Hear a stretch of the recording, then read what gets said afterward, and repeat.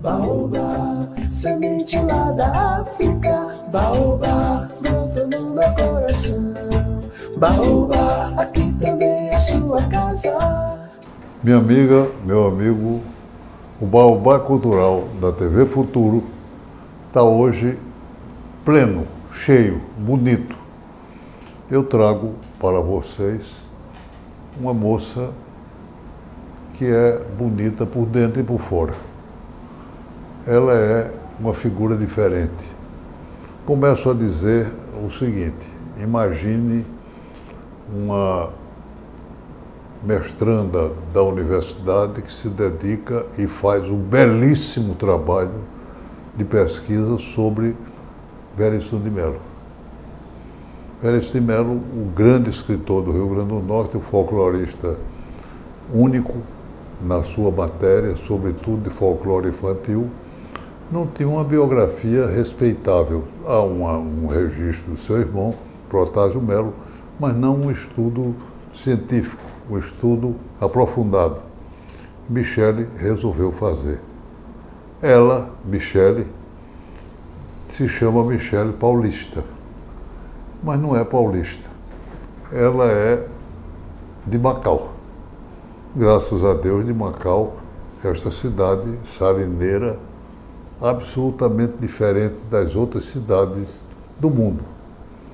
Explico. Desde o nome que herdou. Os portugueses trouxeram para cá da Ásia e colocaram numa cidade do Rio Grande do Norte, até a sua vocação inicial e a vocação futurista dessa cidade. É uma cidade poética. Eu digo sempre que há uma trindade poética inimaginável nessa cidade, que são composta pelo meu querido amigo do passado, Gilberto Avelino, Horácio Paiva e Sadoc. Três que somente por si só, somente três, já constituiria uma tríade capaz de mudar uma cidade. Michele é doutoranda com um tema fantástico da nossa universidade, é jornalista, é estudiosa de sociologia, é estudiosa de cultura, tem feito enorme participação.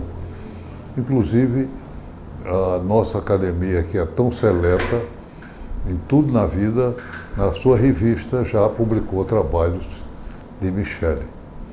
Mas eu tive outro privilégio.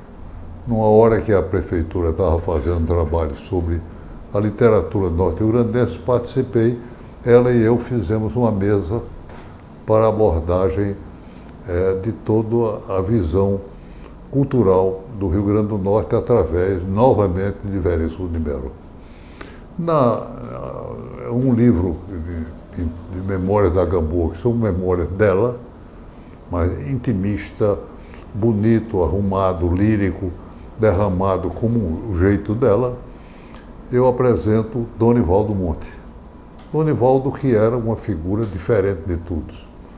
Eu publiquei um livro sobre ele, que se chamou,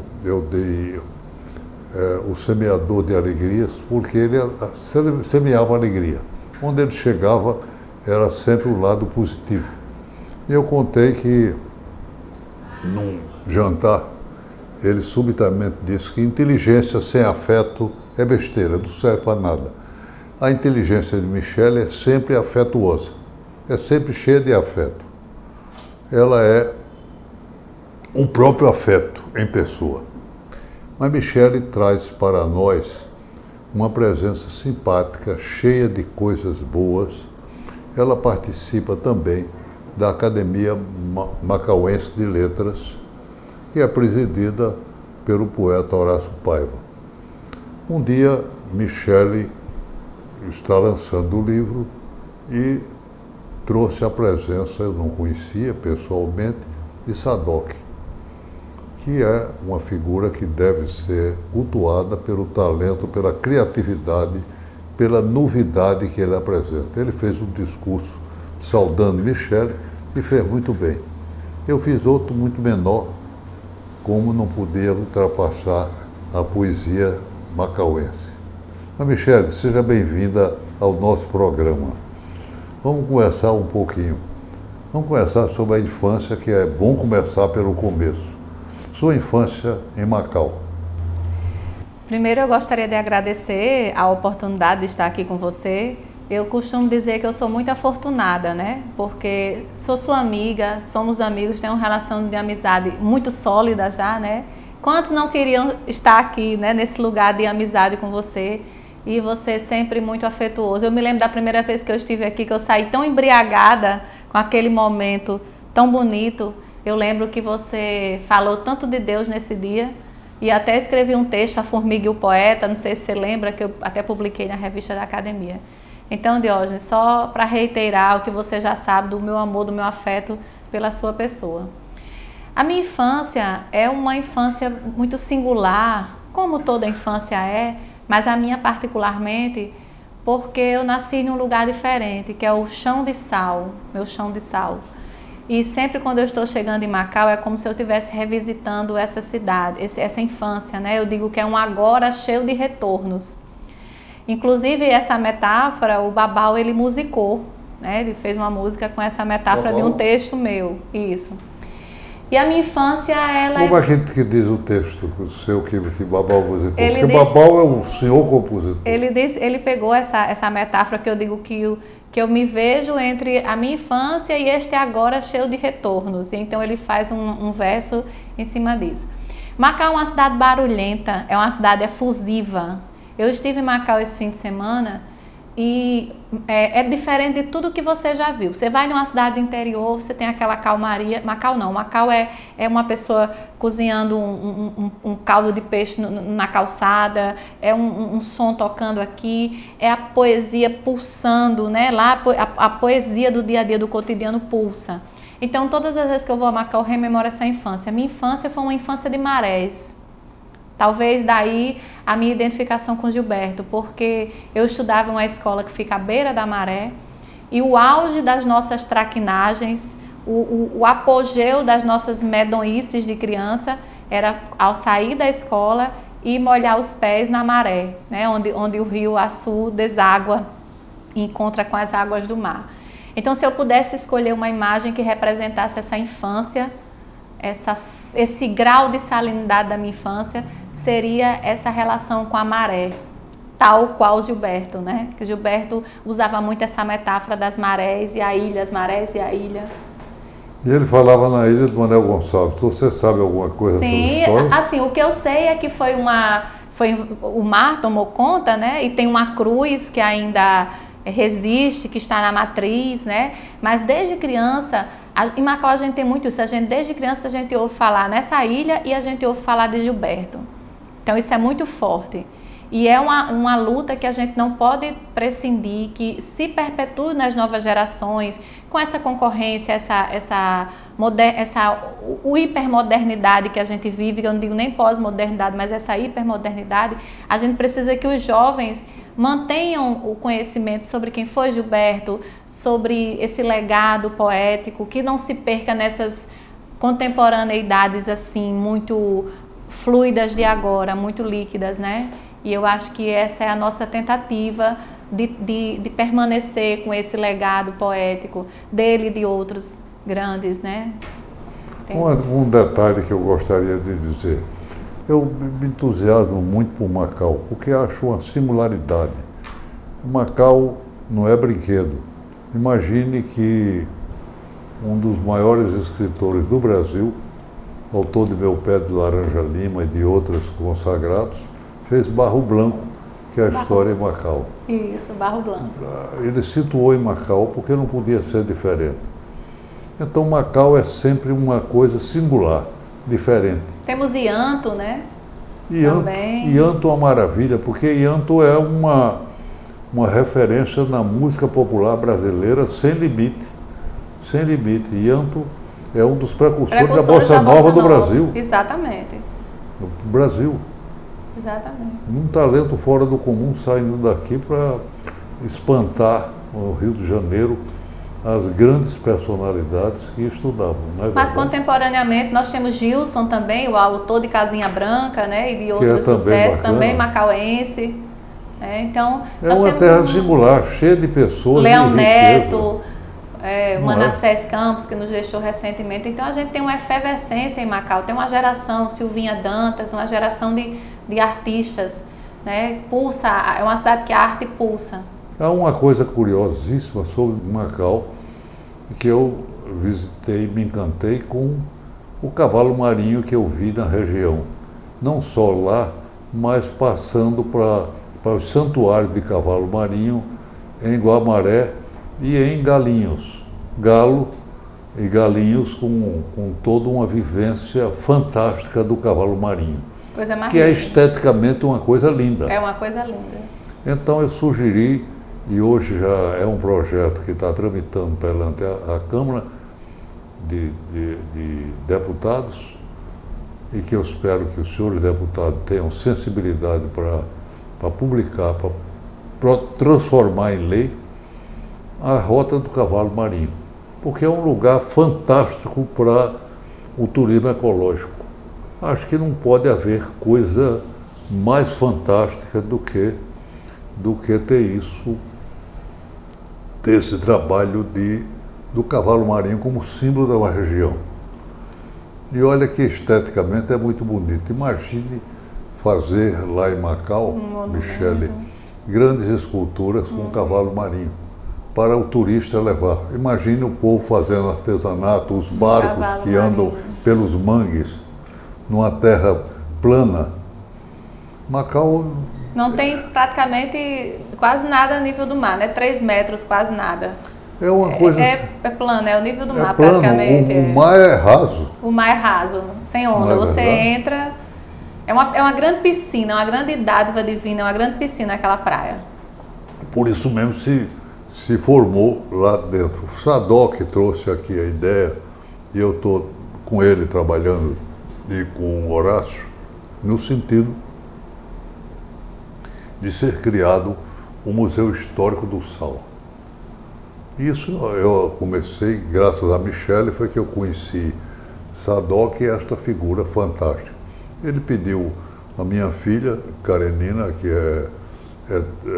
também é estudante de Direito, mas ela é arquiteta e gosta de grandes obras, para elaborar um projeto para a construção desse monumento que seria o Museu Histórico do Sal, contando a história linda do sal, não só de Jesus, mas na formação da Índia, do salário, que era o pagamento feito, o sal da terra, que são os discípulos de Jesus, enfim, 1000 coisas dessa natureza, que pode ser feito com os efeitos tecnológicos. E a primeira ideia nossa foi de fazer a pirâmide, como a pirâmide de sal que aí existe. É tanto histórico quanto os antigos egípcios criaram as pirâmides, o sal está lá. As grandes empresas salineiras poderiam adotar e apoiar essa ideia, fazer uma pirâmide, por exemplo, com 50, 60 metros de altura, e em que nasceu eternamente fazia. A possibilidade, inclusive, minha filha andou estudando, na França eles fazem, essa é uma novidade, eles fazem painéis de sal, paredes de sal. Não sei se o clima da Europa seria adaptável aqui, mas acredito que há um grupo interessante fazendo e com adaptações se pode aplicar. Imagine uma grande pirâmide feita de sal e que aí estivesse os grandes painéis e internamente se fazia esse Museu do Sal. Acho que é uma coisa nova e fantástica. Você pertence à Academia Macauense de Letras, com grandes figuras lá. Um deles é o jornalista, escritor e membro da nossa academia, Cerejo. Vicente Cerejo. Grande figura que prefaciou meu livro, inclusive. Um prefácio lindo, né? Maravilhoso. O Homem da Rua da Frente. O Homem da Rua da Frente, ele fala sempre nessa Rua da Frente, né? Exatamente. Cerejo é um grande escritor, uma grande figura. Você falando aí da questão do sal, e aí eu olhando para você e me lembrando dos elementos, né? A questão do pertencimento, da etnografia, da geografia do lugar. E Macau tem muito esses ícones, né? Tem esse ícone do sal, da espuma do sal, que quando a gente vai chegando, que a espuma vai passando ali, a gente tem o moinho, a gente tem muita coisa nossa. E pensando nisso... Aquele moinho muito bonito que muito está lá, bonito. ainda existe uma parte dele, né? Não, ele está todo lá restaurado como símbolo da cidade. Está restaurado como símbolo da cidade maior, né? E é por causa disso, até numa atitude meio bairrista da minha parte, mas os deuses da literatura hão de me perdoar, nessa conjugação, eu digo que foi uma conjugação, não tem a conjugação dos planetas, dos astros, então numa dessas conjugações aí, a gente conseguiu, né, quando da criação do Dia Estadual da Literatura Potiguar, né, que foi idealizado por mim, na época... Sim, foi uma coisa fantástica, né? Olha como os deuses da literatura nos favoreceram, porque o dia é exatamente o dia de nascimento de Gilberto Avelino e de Veríssimo de Melo. Os dois nasceram no mesmo dia, dia 9 de julho, né? E você se uniu aos dois. E me uniu os dois, né? Porque tem E aproveitou os dois para criar. Os dois, porque eu sou fã eu acho que fã é muito pouco, eu vivo a poesia de Gilberto, é a vida do Que, aliás, ele não é apenas poeta, ele nasceu poeta porque o pai, Adinor, também era um poeta interessante de Macau, mais antigo, né? Não há um macauense que não se identifique com a poesia de Gilberto, não há. Porque ali é a nossa vida, é o nosso chão, é a nossa maré, é o nosso cheiro de maresia, é o nosso sargaço, é o que a gente viveu a vida toda, é a gente. A poesia de Gilberto é o povo de Macau.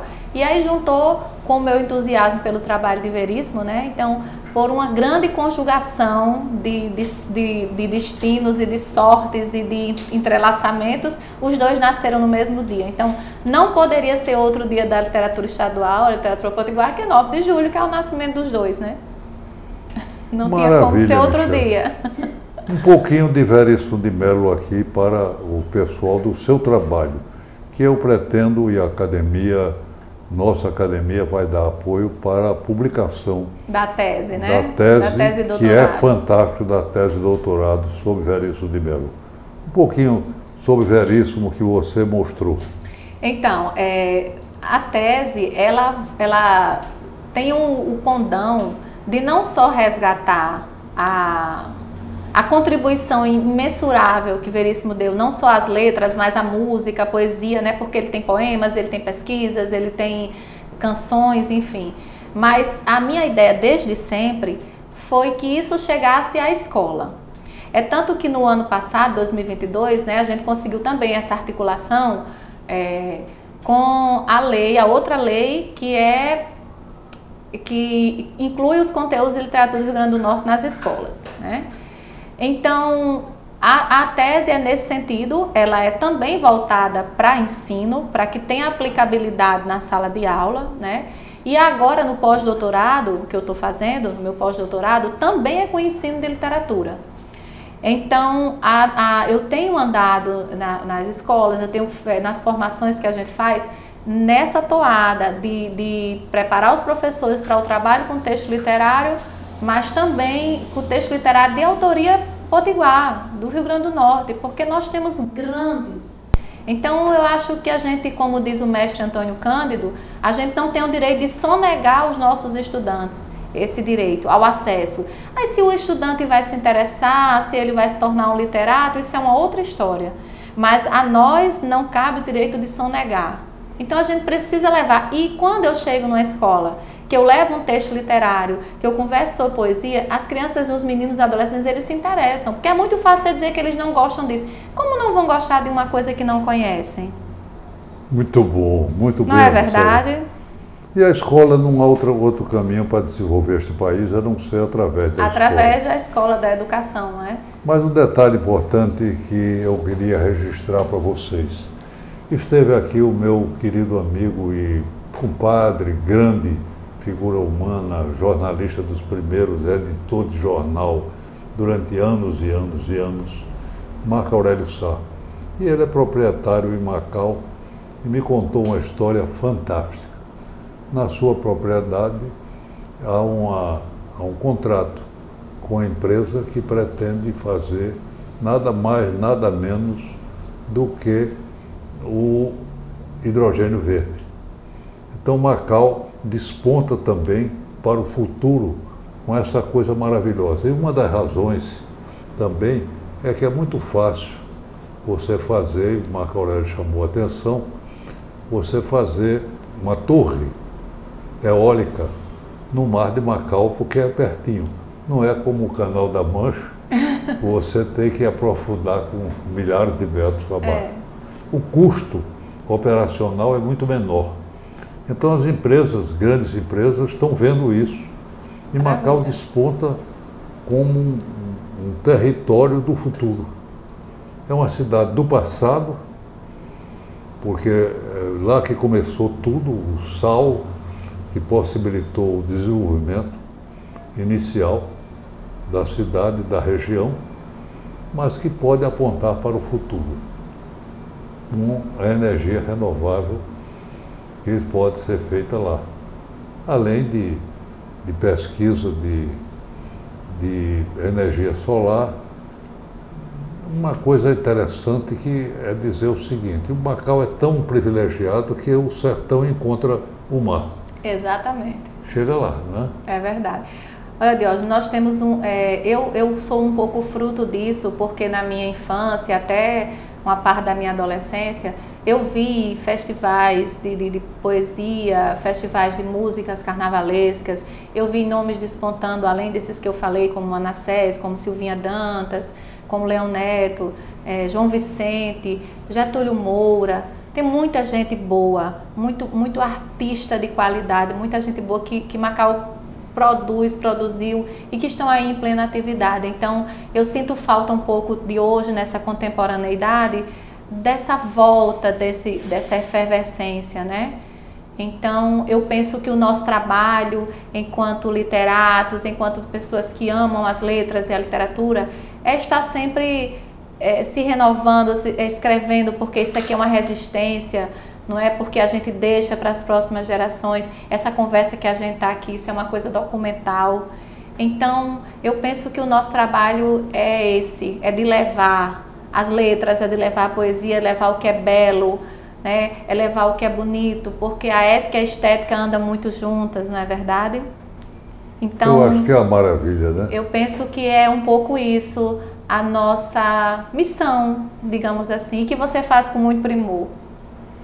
Eu me preocupo muito com isso. E para mim é o seguinte: a escola é o caminho, porque eu não vejo outro caminho. Eu sou um professor, nasci para isso, quero morrer professor. O meu escritório de advocacia é um escritório em que ensina o direito, procura mostrar, é uma escolinha de direito.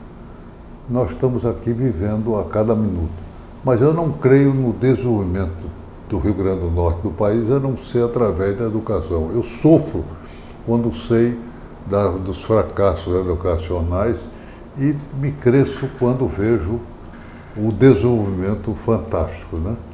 A nossa Universidade Federal, que eu tive o privilégio de dirigir durante certo tempo, é um desses marcos maiores.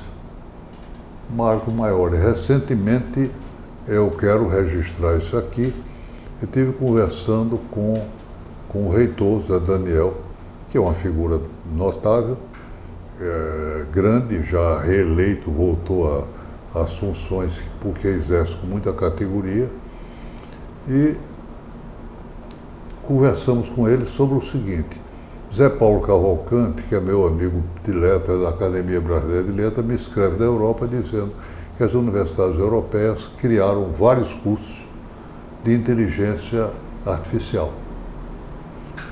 Eu conversei com o Zé Daniel, ele está buscando com a metrópole digital, porque nenhuma universidade brasileira tem melhores condições para saber o que melhor se adapta aqui.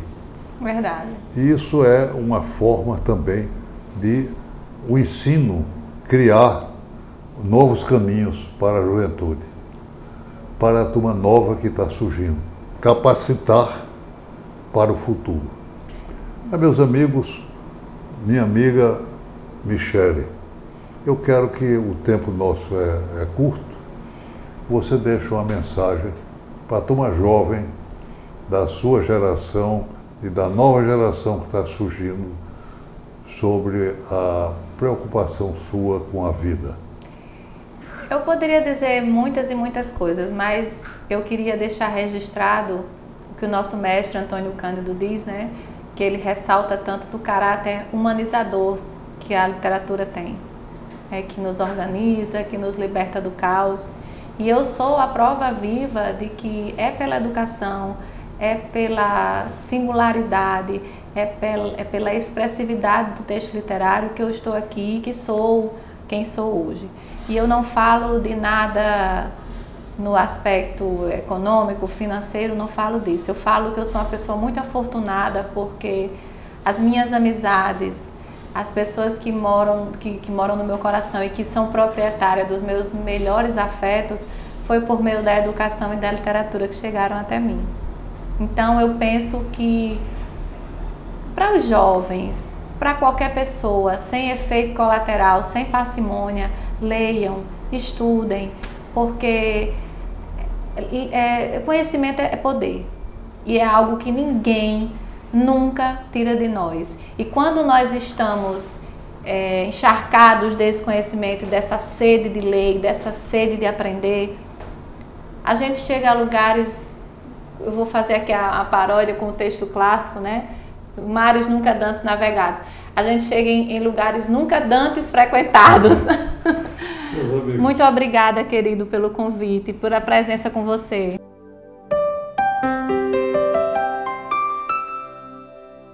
Eu trago sempre para vocês um livro.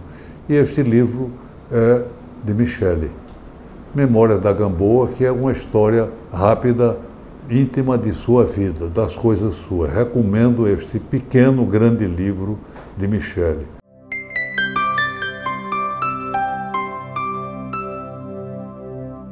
A minha frase que dou para minhas filhas todos os dias, para meus amigos, a de hoje é a seguinte: democrata é aquele que trata seu semelhante como aristocrata, ou seja, sempre maior do que eu é o meu próximo, é aquele meu semelhante. Meus amigos, fique sempre com a TV Futuro, no Baobá Cultural, que estará com vocês todo sábado, às 8 horas da manhã, todo domingo ao meio-dia. Até logo.